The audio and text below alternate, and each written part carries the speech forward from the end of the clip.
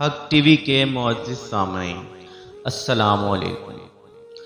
چونٹی ایک بالکل ننھا سا کیڑا ہے جس کا تذکرہ قرآن پاک میں بھی موجود ہے، بلکہ اللہ پاک نے پوری ایک سورت نازل فرمائی ہے جس کا نام سورت نمل ہے۔ یاد رکھیے گا کہ نمل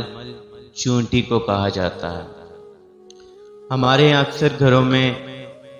چونٹیاں نکل آتی ہیں اور وہاں کے لوگ ان سے عموماً تنگ آ جاتے ہیں اور طرح طرح کے ٹوٹکے کیے جاتے ہیں تاکہ ان چونٹیوں کو گھر سے بھگایا جا سکے۔ آج میں آپ کو اس گھر کے حوالے سے ایک ایسی حقیقت بتانا چاہ رہا ہوں کہ جس گھر سے چونٹیاں نکلنا بند نہیں ہوتی۔ یہ حقیقت جاننے کے بعد آپ کی جو چونٹیوں کے ساتھ دشمنی ہے وہ ختم ہو جائے گی، لیکن آپ سب سے التماس ہے کہ یہ حقیقت جاننے کے لیے ویڈیو کو اینڈ تک لازمی دیکھیے گا۔ حق ٹی وی کے معزز سامعین، آپ کو اس گھر کی حقیقت تو بتاتا ہوں جس گھر سے چونٹیاں نکلنا بند نہیں ہوتی، لیکن اس سے پہلے آپ کو چونٹی اور حضرت سلیمان علیہ السلام کا ایک دلچسپ واقعہ سناتا ہوں۔ کہتے ہیں کہ حضرت سلیمان علیہ السلام ایک دفعہ دریا کے کنارے بیٹھ کر اللہ پاک کی قدرت کے نظارے فرما رہے تھے کہ اس وقت ایک چونٹی آئی اور اس کے منہ میں ایک دانہ تھا، ایک رزق کا دانہ تھا جسے وہ منہ میں دبائے آہستہ آہستہ اپنی رفتار کے ساتھ دریا کی طرف چل رہی تھی۔ حضرت سلیمان علیہ السلام اس کو دیکھ رہے تھے۔ وہ چونٹی آہستہ آہستہ دریا کے کنارے پہنچی تو دریا میں سے ایک مینڈک باہر آیا۔ اس مینڈک نے اپنا منہ کھولا اور چونٹی آہستہ آہستہ چلتے چلتے اس مینڈک کے منہ میں چلی گئی اور وہ مینڈک منہ بند کر کے دوبارہ دریا کے اندر چلا گیا۔ تھوڑی دیر گزری تو وہ مینڈک دوبارہ پانی کے اوپر آیا اور اس نے اپنا منہ کھولا تو وہ چونٹی اس مینڈک کے منہ سے آہستہ آہستہ دوبارہ باہر آ گئی دریا کے کنارے پہ۔ اللہ کے نبی حضرت سلیمان علیہ السلام یہ سارا واقعہ ہوتے دیکھ رہے تھے۔ آپ نے فرق محسوس کیا تو معلوم ہوا کہ چونٹی جب مینڈک کے منہ میں گئی تھی تو اس کے منہ میں ایک خوراک کا دانہ تھا، لیکن جب وہ دریا سے باہر آئی تو اس کے منہ میں کچھ بھی نہیں تھا۔ اللہ کے نبی حضرت سلیمان علیہ السلام کو یہ بات بہت عجیب لگی۔ حق ٹی وی کے معزز سامعین، جیسے کہ آپ کو پتہ ہے کہ حضرت سلیمان علیہ السلام چرند پرند سب سے باتیں کر سکتے ہیں، تو حضرت سلیمان علیہ السلام نے چونٹی کو طلب کیا اور پوچھا، اے چونٹی، یہ کیا معاملہ ہے؟ میں نے دیکھا کہ جب تم دریا میں گئی تو تمہارے منہ میں ایک خوراک کا دانہ تھا، لیکن جب تم دریا سے باہر آئی تو تمہارے منہ میں وہ دانہ موجود نہیں تھا۔ آخر یہ کیا معاملہ ہے؟ تو چونٹی کہنے لگی، اے پیغمبر خدا، سمندر کی گہرائیوں میں اندر دور ایک پتھر ہے، وہ پتھر اندر سے خالی ہے اور وہاں پہ ایک کیڑے کو اللہ پاک نے پیدا کیا ہے۔ اللہ پاک نے اس کیڑے کو ایسے مقام پہ پیدا کیا ہے کہ وہ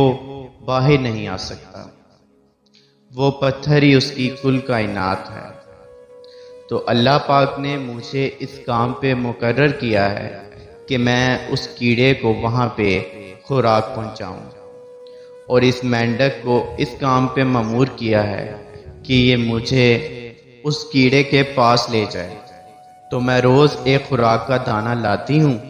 اور اس مینڈک کے منہ میں داخل ہو جاتی ہوں، اور یہ تیرتا ہوا مجھے دور سمندر کی گہرائیوں میں اس پتھر تک لے جاتا ہے۔ یہ اپنا منہ اس پتھر پہ رکھتا ہے اور میں اس کے منہ سے باہر آ کر وہ خوراک کا دانہ اس کیڑے کے پاس رکھ دیتی ہوں۔ یہ مینڈک میرا باہر انتظار کرتا ہے، اور جب میں باہر آتی ہوں تو یہ مینڈک مجھے واپس اپنے منہ میں رکھ کر دریا کے باہر واپس چھوڑ دیتا ہے۔ حضرت سلیمان علیہ السلام نے چونٹی سے دریافت کیا کہ جب تم اس کیڑے کے پاس جاتی ہو تو تم نے کیا کبھی اس کیڑے کی گفتگو سنی ہے؟ تم نے سنا ہے کہ وہ کیڑا کیا گفتگو کرتا ہے؟ تو چینٹی نے جواب دیا کہ ہاں، میں نے اس کیڑے کی گفتگو سنی ہے۔ تو حضرت سلیمان علیہ السلام نے چونٹی سے دریافت کیا کہ وہ کیا گفتگو کرتا ہے؟ تو چونٹی نے جواب دیا کہ وہ کیڑا اللہ پاک سے فرماتا ہے، اے وہ رب جس نے اس سمندر کی گہرائیوں میں اس ایک پتھر میں بھی مجھے نہیں بھلایا، تو اپنے مومن بندوں پہ اپنی رحمت کو بھی کبھی نہ بھلانا۔ حق ٹی وی کے معزز سامعین، تو یہ تھا واقعہ چونٹی اور حضرت سلیمان علیہ السلام کا، اور اب ہم آپ کو بتاتے ہیں کہ گھر سے چونٹیوں کا نکلنا کس بات کی طرف اشارہ کرتا ہے۔ تو اہل دانش کے مطابق گھر سے چونٹیوں کا نکلنا اس بات کا اشارہ کرتا ہے کہ اس گھر میں رزق کی فراوانی ہے، لیکن افسوس ہم مختلف ٹوٹکوں کا استعمال کرتے ہیں تاکہ چونٹیوں کو اپنے گھر سے بھگا سکیں۔ ہمیں چونٹیوں کو گھر سے بھگانا نہیں چاہیے، بلکہ یہ تو اپنے رزق کا حصہ لینے کے لیے ہمارے گھر میں موجود ہوتی ہیں۔ ہمیں کبھی بھی مختلف ادویات کا استعمال کر کے ان کو قتل نہیں کرنا چاہیے، ان کو مارنا نہیں چاہیے۔ یہ اللہ پاک کی طرف سے ہمارے گھر میں رزق کی فراوانی کی نشانی کے طور پہ موجود ہوتی ہیں، تو ہمیں ان کیڑیوں کو، ان چونٹیوں کو کبھی بھی ایسی زہریلی ادویات کا استعمال کر کے مارنا نہیں چاہیے۔ حق ٹی وی کے معزز سامعین، آپ نے چونٹیوں کے گھر سے نکلنے کی حقیقت تو جان لی، لیکن ویڈیو کے آخر میں آپ سب سے کچھ بات کہنا چاہتا ہوں کہ چونٹیوں کو کبھی بھی مارنا نہیں چاہیے، بلکہ باجرا، آٹا، چینی، چونٹی کی مختلف خوراک جو ہوتی ہے اس کو گھر کے کسی سائڈ پہ کسی درخت کے نیچے ڈال دینا چاہیے کہ جہاں سے وہ اپنی خوراک کا حصہ لے سکے۔ جیسا کہ آپ سب جانتے ہیں کہ اللہ کی ہر مخلوق اللہ پاک کی حمد و ثنا بیان کرتی ہے اور اپنے رب سے باتیں کرتی ہے، تو وہ چونٹی جس کو آپ خوراک دیں گے، جس کی آپ مدد کریں گے، تو وہ ضرور اپنے رب سے آپ کے متعلق اچھائی بیان کرے گی اور کہے گی، یا رب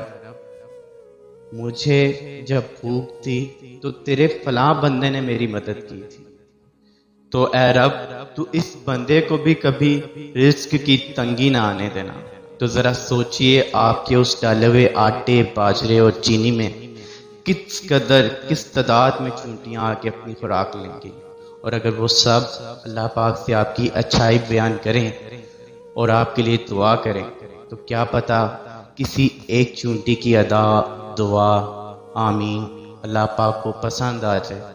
اور کب وہ دعا آپ کے حق میں مقبول ہو کے آ جائے۔ اس لیے میں ہمیشہ کہتا ہوں کہ اللہ پاک سے یہی دعا کرنی چاہیے کہ اللہ پاک مجھے اس قدر عطا کر کہ اسے میں تیری رضا کی خاطر تیرے بندوں اور تیری مخلوق میں خرچ کر سکوں، اور یقین جانیے آپ اس کو جتنا بھی خرچ کر لیں